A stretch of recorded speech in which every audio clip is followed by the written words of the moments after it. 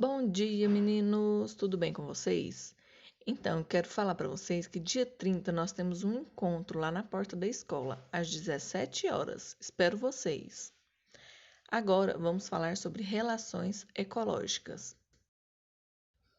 As relações são interações necessárias para a sobrevivência dos organismos, pois elas auxiliam na busca por alimento, abrigo, locais para reprodução e entre outros fatores.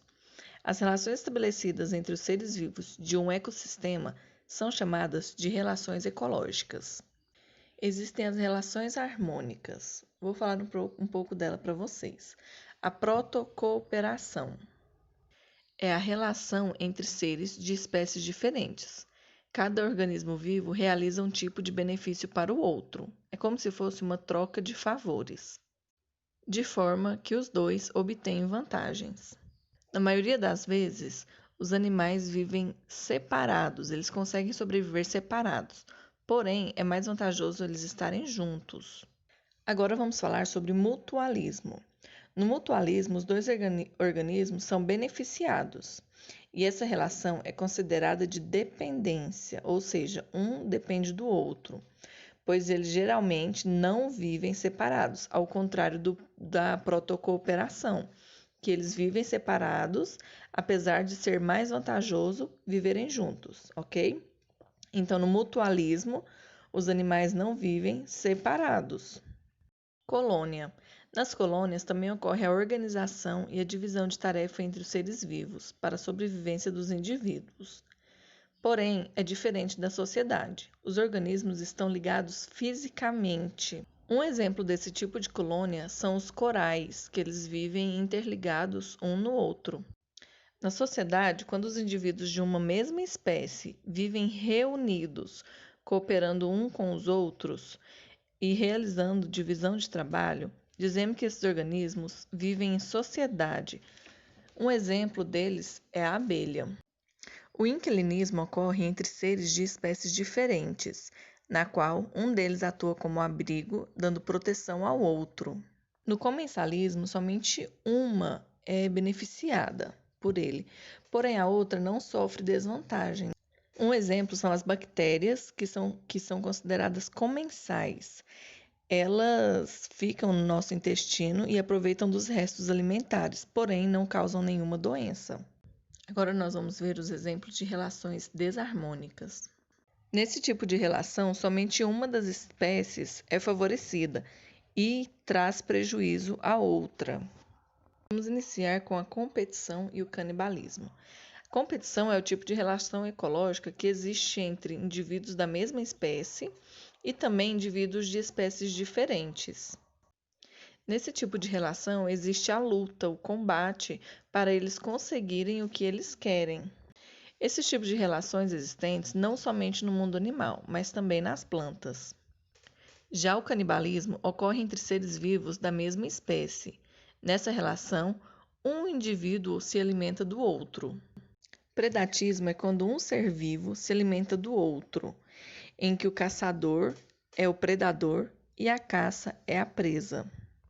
Parasitismo. Nesse tipo de relação, um dos envolvidos, chamado parasita, beneficia-se de outro, denominado hospedeiro. O parasita retira os nutrientes diretamente do hospedeiro, prejudicando-o.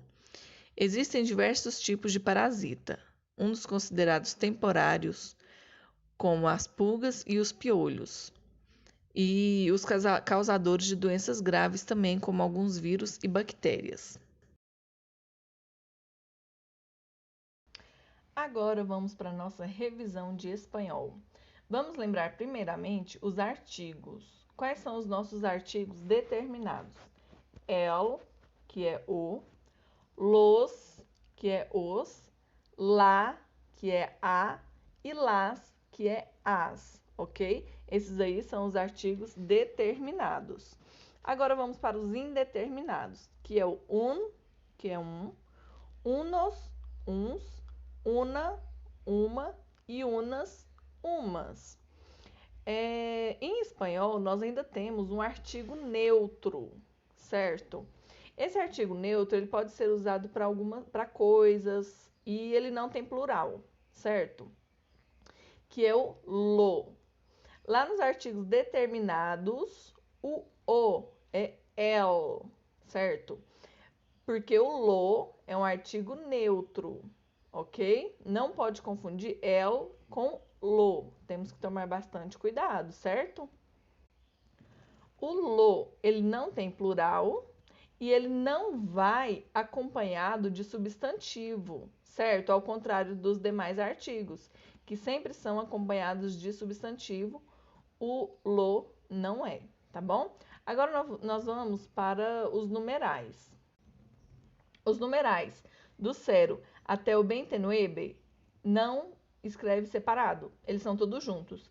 A partir do 30, que é 30, nós colocamos o y, certo? Aí fica 31, 32, 33. Mas do 0 até o bentenuebe, nós não colocamos o y, nós escrevemos tudo junto, tá bom? Então, do 0 a 29, junto. Do 30 para frente, separa com y, tá bom? Somente a partir do 1000 que a gente tira o y. Aí fica 1000, 1, 1000, 2, 1100, ok? Os numerais ordinais, eles seguem a mesma regra do Brasil. Primeiro, segundo, terceiro ou terceiro, quarto, quinto, sexto, sétimo ou sétimo, com ou sem o P. Octavo. O 9 não é nono, é noveno, certo? Aí vai décimo, 11º, unodécimo também pode ser, 20º, 30º, 40º, 50º e assim por diante, tá bom? Agora vamos falar dos pronomes personales. Quais são eles? Yo, tu, el, ella e usted, nosotros, vosotros, ellos e ustedes. Vamos lá. O tu a gente usa quando está falando com algum familiar, com algum amigo. Quando a gente está falando conversas informais, certo? Ele seria o você aqui pra gente.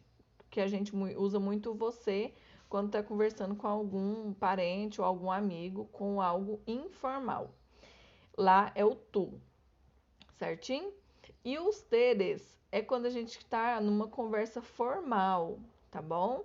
Então a gente não pode confundir isso, tem que ver com qual pessoa nós estamos falando antes de usar o tu e os teres, tá bom?